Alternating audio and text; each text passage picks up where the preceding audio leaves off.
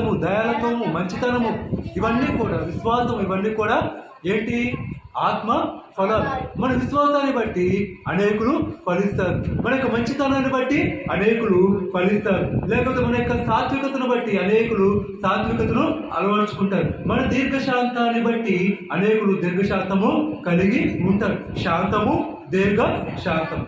శాంతంగా ఉండగలుగుతారు కానీ మనుషులు దీర్ఘశాంతంగా ఉండలేరు. కానీ మరి మనం నీతిమంతులుగా మార్చబడినప్పుడు ఎలా మార్చబడతాం అంటే దీర్ఘశాంతము కలిగి ఉంటాం. అంటే అనేక పర్యాయాలు, అనేక సమస్యలను భరించేవారిగా, సహించేవారిగా ఉంటామనేసి ఇక్కడ దేవుడు స్పష్టంగా తెలియజేస్తూ ఉన్నాడు. ఇంకా ఎలా ఉంటారట? లెబానోను మీద దేవదారు వృక్షం వలె వారు ఎదుగుదురు. హల్లెలూయా. ఈ యొక్క దేవదారు వృక్షము ఎక్కడుందంటే లెబానోను పర్వతం మీద ఉన్నాయి. దేవదారు వృక్షాలు ఎక్కడుంటాయంటే